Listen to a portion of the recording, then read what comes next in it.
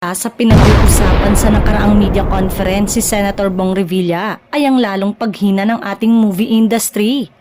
Sabi nga ni Senator Bong, ang dami na nilang taga-showbiz sa Senado.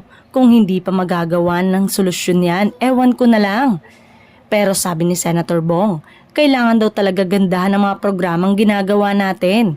At heto pa ang isang malungkot na nangyayari sa entertainment industry. Humihina na rin talaga ang mga TV shows sa totoo lang. Iilan na lang ang mga programa sa telebisyon na consistent na mataas ang ratings. Ang dami na kasing platform na pinapanood ng mga tao.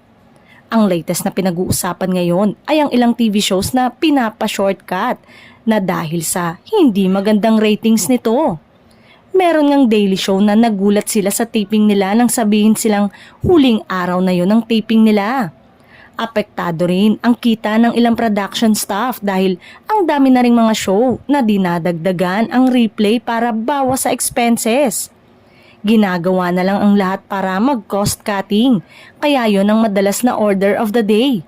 Magtipid kung ano ang pwede pang gawin para makabawas ng gastos. Nakakalungkot din itong pagbenta ng malaking bahagi ng ABS-CBN compound. Binanggit nga ni Vice Ganda sa It's Showtime na kasama sa bentahan ng studio nila pati ang Dolphy Theater. Kaya sinabi nila noon na tuluyan ng namamatay ang movie industry, pati na rin kaya ang television industry.